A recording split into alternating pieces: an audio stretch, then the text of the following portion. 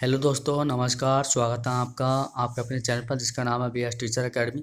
और डिस्कस करेंगे NCERT book से चैप्टर वाइज जो चैप्टर वाइज हमारा लेसन चलेंगे वो चैप्टर वाइज चलेंगे अब। ठीक है, तो एक क्लास 3 का जो पहला चैप्टर है, डाल डाल पर ताल ताल पर, लेसन नंबर फर्स्ट। ठीक है, तो यहाँ से सीटेट के क्वेश्चन बनते हैं, यहाँ से हर बार जहाँ से उठा के वो क्वेश्चन को बना देता है। तो हम डिटेल वाइज यहाँ पर पढ़ेंगे। तो पहला यहाँ पर जो है पहला टॉपिक है डाल डाल पर और ताल ताल पर। ठीक, तो माँ आज मुझे स्कूल भेज दो ना, 2 दिन से घर में बैठा बोर हो गई हूँ, पूनम बोली। माँ ने जवाब दिया, तुम्हें अभी भी बुखार है, बाहर जाकर चारपाई पर लेट जाओ। चारपाई पर लेटे लेटे पूनम को नींद आ गई। अचानक उसके चेहरे पर कुछ गिरा, वह हड़बड़ाकर उठी। उसने अपने गाल पर हाथ लगाया। उफ, यह किसकी शरारत है, कबूतर की या कुएं की? कुएं कुएं की ही गलती होगी। ठीक है, यानी कि जो पूनम थी वो नीचे सोई हुई थी पेड़ के, और पेड़ के ऊपर बहुत से क्या हैं, जानवर बैठे हुए थे। और पक्षी कबूतर था, और क्या था, गिलहरी थी, कौवा था, बंदर था, गौरैया थी, तितलियाँ थी। ठीक है, तोता था, बाकी सारे जो पेड़ पर बैठे हुए थे। तो इससे क्या होता है कि बच्चे अपने आसपास के लोगों और चीज़ों को देखकर समझकर बहुत कुछ सीखते हैं। इस अध्याय से भी कक्षा के बाहर की दुनिया का अवलोकन कराया जाए, कक्षा में बैठकर केवल पढ़ा ना जाए, है ना। यानी कि इसमें जो डायरेक्टली जो NCERT जो क्वेश्चन बनाता है, देखिए, बाहर की दुनिया का अवलोकन कराया जाए, बच्चों को बाहर की दुनिया का अवलोकन कराना चाहिए, कक्षा में बैठकर केवल पढ़ाया ना जाए। ठीक है, बच्चों को बाहरी दुनिया से जोड़कर पढ़ाना चाहिए, है ना, जिससे क्या बच्चों को सृजनात्मकता का विकास हो। चलिए आगे देखते हैं। पूनम ने पेड़ पर कई जानवर देखे। तुम्हें चित्र में पेड़ पर कौन कौन से जानवर दिखाई दे रहे हैं, उनके नाम लिखो। तो देखो, पेड़ पर कौन कौन से हमें दिखाई दे रहे हैं, गिलहरी दिखाई दे रही है, और कबूतर दिखाई दे रहा है, कौवा, ठीक है, और क्या बोलते हैं, तोता दिखाई दे रहा है, बंदर दिखाई दे रहा है, और हमें क्या बोलते हैं तुम्हारा गौरैया है, और भी जानवर है जो पेड़ पे हमें दिखाई दे रहे हैं। ठीक है, और ज़मीन से पूनम ने एक पत्ता उठाया, यानी कि ज़मीन से पूनम ने एक पत्ता उठाया और बीट को पूछा, यानी कि जो गाल पे जो बीट गिरी थी उसको पूछा। गाल अभी भी चिपचिपा था। ठीक है, उसने सोचा सामने तालाब में धो आती हूँ, यानी कि जो सामने तालाब था वो सोच रही थी कि सामने जाकर तालाब में मैं धो आती हूँ। ठीक है, तो भी यहाँ पे जो है पूनम यहाँ पे है और वो आ गई तो उसको अपने मुंह को धुल लिए। यहाँ पर ये क्या बोलते हैं, बकरी है, यहाँ पर ये कछुआ है, यहाँ पर भैंस वगैरह है, और भैंस के ऊपर क्या बैठा है, जो बगुला है वो भैंस की पीठ के ऊपर बैठा है। यहाँ से भी एक क्वेश्चन पूछ लिया जाता है कि बगुला भैंस की पीठ पर अक्सर क्यों बैठा दिखाई देता है। ठीक है, क्यों देता है, क्योंकि जो बगला होता है वो भैंस की पीठ के ऊपर बैठा परजीवी कीट खाता है। ठीक है, तो यहाँ पे सारस है। ठीक है, तो चलिए आगे देखते हैं, आगे क्या लिखा है। पूनम ने तालाब पर किन किन जानवरों को देखा, चित्र को देखकर उनका नाम लिखो। भाई पूनम ने क्या देखा था, भैंस देखा था, बगुला देखा था, और क्या देखा था, गाय देखी थी उसने, और क्या बकरी देखी थी। ठीक है, सारस देखा था, है ना। ये बहुत से उसने जानवर यहाँ पे देखे थे। और आगे जो लिखा है देखिए,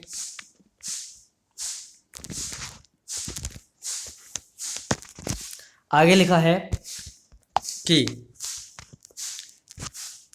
किताब में, यानी कि किताब में जानवर शब्द का इस्तेमाल अभी सभी तरह के जानवरों, कीड़े पक्षी, स्तनधारी आदि के लिए किया गया है। इस उम्र में बच्चे कीड़े मकोड़े या सांप और छिपकली का अधिक बारीकी से वर्गीकरण नहीं कर सकते। यानी कि जो छोटे बच्चे होते हैं वो बच्चे क्या करते हैं, छिपकली, कीड़े मकोड़े, है ना, इनका मतलब आपसी में बारीकी से वर्गीकरण नहीं कर सकते कि इसके बारे में वो जान नहीं सकते। ठीक है, आप भी पता करें कि बच्चे जानवर शब्द से क्या समझते हैं। बच्चों को विभिन्न जानवरों की और जानकारी इकट्ठा करने के लिए प्रेरित करना चाहिए।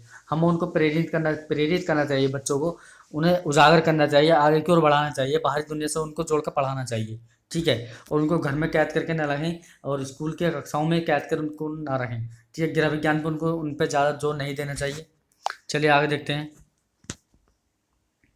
देखिए आगे है, तालाब पर दिखे जानवरों का अभिनय, एक्शन करके दिखाओ।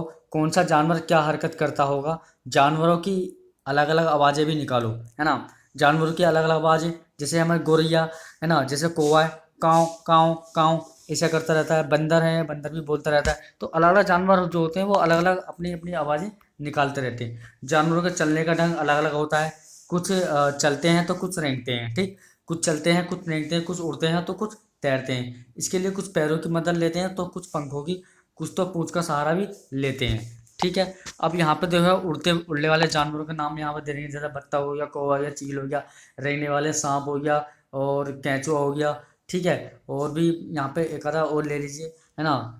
अ, और चलने वाले जो चलते वाले हैं, भैंस हो गई, चीता हो गया, और क्या हो गया, लोमड़ी हो गई। यहाँ फुदकने वाले जो जानवर होते हैं, मेंढक हो गया, ठीक है, खरगोश हो गया, ठीक है।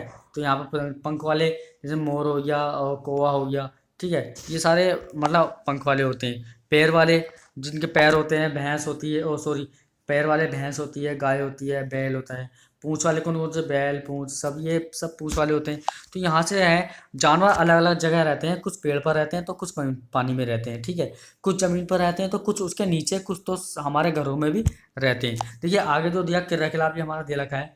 तो यहाँ पे जानवरों के रंग, रूप, चाल, आवाज़, यहाँ पे जो दे लगा, यहाँ से क्वेश्चन बनता है अभी, यहाँ से क्वेश्चन बनाया जाता है सीटेट में, ठीक है। जानवरों के रंग, रूप, चाल, आवाज़ आदि देखना तथा उनकी नकल करना बच्चों को बहुत रोचक लगता है।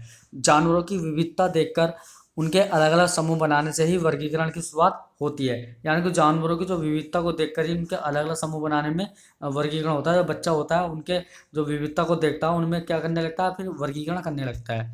चलिए भी आगे देखते हैं आगे क्या है। देखिए यहाँ कुछ चित्र दिए गए, नीचे दिए चित्रों को देखकर इनमें से जानवर तुम्हारे घर में नहीं रहते हैं उन पर रंग भरो। यानी कि ऐसे जानवर जो तुम्हारे घर में नहीं रहते हैं उनमें रंग भरना चाहिए। जैसे हाथी है, हाथी में रंग भर दो, है ना। हाथी है तो हाथी में क्या कर देंगे, यहाँ पर रंग भर देंगे, ठीक है। बिल्ली तो यहाँ पर रहती है हमारे घर में, ठीक है। घोड़ा भी रहता रहता है।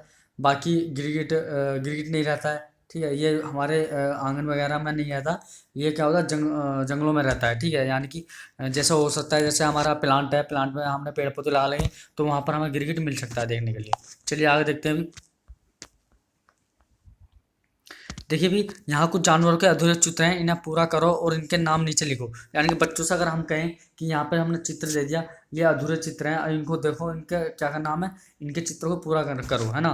तो बच्चे क्या करेंगे, इस अपनी दिलचस्पी को बढ़ाएंगे और अपनी सृजनात्मकता के अनुसार इनमें इनमें इन चित्रों को क्या करेंगे, वो पूरा कर लेंगे। चलिए भी आगे देखिए। देखिए आगे पहेली दे रखी है, देखिए। छत पर बैठकर केला खाऊं, इधर उधर मैं कूद लगाऊं, है ना। किसके बारे में कहा, बंदर के बारे में कहा गया, ठीक है। आगे दीवारों पर जाल बनाऊं जिसमें कीड़े में फंसाऊं, है ना। कहा है दीवारों पर जाल बनाऊं जिसमें कीड़ों को मैं फंसाऊं। तो किसके बारे में कहा गया, मकड़ी के बारे में कहा गया भाई, है ना। किसके बारे में, तो कहा गया है मकड़ी के बारे में। तो मकड़ी को कहाँ से कहाँ क्रॉस कर सकते हैं, तो मकड़ी को हम यहाँ से यहाँ तक क्रॉस कर सकते हैं। नेक्स्ट है ये 3 दे रहा पॉइंट, पॉइंट नंबर 3 पहली दे रखी है, जाग जाग कर रात बिताऊं, दिन निकले तो मैं सो जाऊं। कौन है भाई, जाग जाग कर रात बिताऊं, दिन निकले तो सो जाऊं। तो क्या होता है अभी, हैं बताइए, उल्लू होता है। कौन होता है, उल्लू, ठीक है। जो उल्लू है वो रात को जागता है ना, और दिन में वो सो जाता है, ठीक है। रात को वो सोता, जब वो रात को जागने वाला जानवर होता है उल्लू, ठीक है। नेक्स्ट है ये है पॉइंट नंबर 4 है, टटर की रट लगाऊं, फुदक फुदक पानी में जाऊं। तो क्या है, मेंढक, ठीक है भाई, क्या है भाई, मेंढक। पॉइंट नंबर 5 रहेगा, बारिश के बाद नजर में आऊं, पाँव नहीं पर रेंगता जाऊं। क्या है, केंचुआ, ठीक है, वो होता है केंचुआ। पॉइंट नंबर 6 देगा, धीमी चाल से चलता जाऊं, दौड़ मैं फिर भी जीत में पाऊं। कौन है, किसके बारे में कहा, मगर ओ सॉरी, कछुए के बारे में कहा है ना। किसके बारे में कहा, कछुए के बारे में कहा गया है, ठीक है। तो ये कुछ पहेली दे लगी थी, पहेली। और यहाँ पे पॉइंट नंबर 6 ये जो यहाँ पे जो दे लगा, यहाँ से क्वेश्चन बनाता है, ठीक है, रचनात्मक में। पहेली 6 का आधार पंचतंत्र की कहानी खरगोश और कछुआ है। कहानी सुनाकर बच्चों को पंचतंत्र की और कहानियाँ पढ़ने के लिए प्रेरित करना चाहिए। यानी बच्चों को हमेशा प्रेरित करना चाहिए, उनको अनप्रेरित नहीं करना चाहिए, उन्हें हमेशा प्रेरित करना चाहिए बच्चों को, ठीक है। तो आगे चलते हैं अभी। तो आगे चलो भी, आगे देखते हैं हम क्या है। देखिए आगे कुछ चित्र दे रखे हैं ये, ठीक है। अब ये आगे जो चित्र हैं, चित्रों में देखो और बताओ कौन से निशान उंगलियों के हैं और कौन से अंगूठे के। तुम भी इसी तरह स्याही या गीली रंग से कागज पर जानवरों के चित्र बनाओ। दिए गए चित्रों की नकल मत करना, अपने मन से बनाना। इन चित्रों से अपने स्कूल और घर को सजाओ। यानी कि जो चित्र दिए गए हैं, है ना, उन चित्रों से क्या होगा। अच्छा, आगे जो दे रखा है हमारा ये पॉइंट नंबर, ये आगे दे रखा सृजनात्मक वाला, ये जो पॉइंट है ये यहाँ से बनता है क्वेश्चन। यहाँ से हर बार क्वेश्चन बनाया था। बच्चों को सृजनात्मक गतिविधियों जैसे, यानी कि उनको हर एक गतिविधि में लगाना चाहिए। जैसे उंगलियों और अंगूठे पर लगाकर चित्र बनाना अच्छा लगता है। उन्हें अपनी इच्छा से अलग अलग तरह के डिजाइन बनाने के लिए प्रोत्साहित करना चाहिए। यानी कि बच्चों को हमेशा प्रोत्साहित करना चाहिए, ठीक है, ना कि उन्हें याद करवाना चाहिए, ना उन्हें डांटना है, पीटना है, फटकारना चाहिए। परीक्षा के लिए छात्रों को तैयार नहीं करना चाहिए। स्वार्थ या स्वार्थी बनाना नहीं चाहिए। किसी छात्र का पक्षपात भी नहीं करना चाहिए, ठीक है। छात्रों की तुलना हमेशा नहीं करनी चाहिए, है ना। तो हमेशा उनको प्रोत्साहित करना चाहिए, ठीक है। नेक्स्ट देखते हैं, नेक्स्ट क्या है। आओ कुछ चित्र बनाएं। किसी ऐसे जानवर का चित्र कॉपी में बनाओ जिसे तुमने देखा है। यानी कि बच्चों से कहिए कि बच्चों कि तुमने जौन सा जानवर देखा उस जानवर का चित्र अपनी कॉपी में बना कर लेकर आओ, ठीक है। आगे है, एक बच्ची कागज के पहले हिस्से में किसी जानवर का मुंह बनाए, कागज को मोड़कर अपने चित्र को छुपा ले, ठीक है। यानी कि इसमें किसी जानवर को छुपा लेती है। बनाने के बाद उसमें कहा दूसरी बच्ची बीच वाले हिस्से में किसी और जानवर का धड़ बनाए, है ना, दूसरे जानवर का धड़ बना दिया उसने। तीसरी बच्ची किसी और जानवर के पैर बनाती है। और चौथा जो लड़का, अब इस पूरे कागज को खोलो और चित्र देखो, अब बन गया मजेदार जानवर। अपने साथियों के चित्रों को भी देखो, है ना। ये देखो, ये बना चित्र जो मोड़ के बना था, ये चित्र बन गया ये वाला, ठीक है। अब यहाँ पर जो ये दे रखा है, ये क्रिएटिविटी दे रखी है।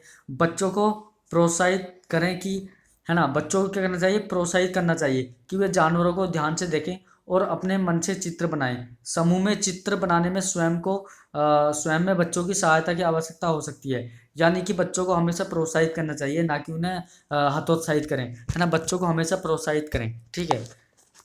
अब देखते हैं, आगे देखते हैं। देखिए, किसी पेड़ के नीचे कुछ देर बैठो, ध्यान से देखो पेड़ पर और उसके आसपास कौन से जानवर हैं। तो डालियों पर कौन बैठे हैं, पत्तियों पर, तने पर, जमीन पर और पेड़ के आसपास, ठीक है।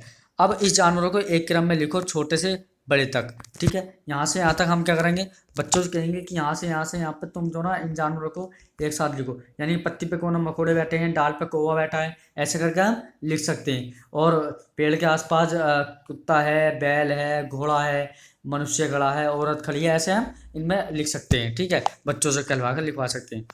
अब देखिए, आगे देखिए, पॉइंट नंबर 8 है ये वाला पॉइंट महत्वपूर्ण है, पढ़ने लायक। यह गतिविधि चीज़ों को क्रम अनुसार लगाने का शुरुआती कदम है। क्रम में लगाना बच्चों के अपने अनुभव पर निर्भर करता है। चूहा चिड़िया से छोटा भी हो सकता है और बड़ा भी, ठीक है। जानवरों के प्रति संवेदनशीलता से जुड़ी बातों पर चर्चा करवाएं। यानी कि जानवरों के प्रति संवेदनशीलता से जुड़ी बातों पर चर्चा करवाएं बच्चों के बीच में, ठीक है। अब देखो भी, आगे है, अब तुम भी किसी जानवर के चित्र से एक जिग्सा बनाओ। चित्र को गत्ते पर चिपकाओ, गत्ते को जानवर के आगे में काटो, आकार में काटो। अब इस गत्ते को आड़े तिरछे टुकड़ों में काटो। टुकड़े अलग अलग करके अपने दोस्तों को से जोड़कर देखने को कहो। उनसे जानवर का नाम भी पूछो, ठीक है। अलग अलग हिस्से में हमने जैसे हमने एक मोर बैठा हुआ है, अलग अलग हिस्से में हमने काट दिया और बच्चों के पूछ रहे हैं कि अलग अलग चित्रों में हम इसको दिखा देंगे, अलग अलग डिवाइड इसको कर देंगे। देखिए, क्रिएटिविटी हम देख लेते हैं यहाँ पर। यहाँ पर देखिए भी, देखिए, जिग्सा ऐसा बनाया जाए कि, यानी कि जो जिग्सा होता है, ठीक है, जिग्सा ऐसा बनाया जाए कि उसमें कुछ चुनौती हो, सीधे सीधे टुकड़े ना हो, आसानी से ही जोड़े जा सकें। बच्चों को इस तरह की गतिविधियां करने के मौके दें तथा उनके कामों की प्रशंसा करें। यानी कि बच्चों को तरह तरह की गतिविधियां करने के लिए मौका दें तथा उनके कामों की प्रशंसा भी करें, ठीक है। बच्चों से ऐसा नहीं कि तुमने ये तो बिल्कुल बेकार कर दिया, ये है वो है ना, ऐसा नहीं कहना चाहिए। बच्चों को प्रोत्साहित करो, उनकी गतिविधियों से उनको जोड़कर पढ़ाओ, ठीक है। तो बच्चे का जो माइंडेड है वो बिल्कुल ठीक हो जाएगा, ठीक है। जो है मतलब कह सकते हैं कि जो बच्चे हैं, छात्र जो होते हैं, बच्चों की गलतियां खिड़की के समान होती हैं। बच्चों की जो गलतियां होती हैं वो खिड़की के समान होती हैं, ठीक है। यह जानने के लिए कि वो किस प्रकार सोचते हैं, है ना, है ना। तो छात्रों के अनुभव का उचित प्रयोग करना चाहिए। बहुभाषा जो होती है एक संसाधन के रूप में काम करती है, ठीक है। बच्चों को प्रेरित करना चाहिए, अपसारी समाधान की पहचान कराना चाहिए, ठीक है। गृह कार्य अगर बच्चों को देंगे तो घरेलू जीवन से जोड़कर या प्रतिदिन जांच करना, उनकी गृह कार्य की जांच करनी चाहिए प्रतिदिन, और घरेलू जीवन से जोड़कर उनको गृह कार्य देना चाहिए। तो भाई ये था हमारा चैप्टर नंबर 1। अब आगे जो हम चैप्टर लाएंगे, चैप्टर नंबर 2 हम अगली क्लास में लेकर आएंगे। तो ऐसे ही हम एनसीईआरटी की क्लास हम देते रहेंगे आपको, ठीक है। तो तब तक के लिए जय हिंद, जय भारत।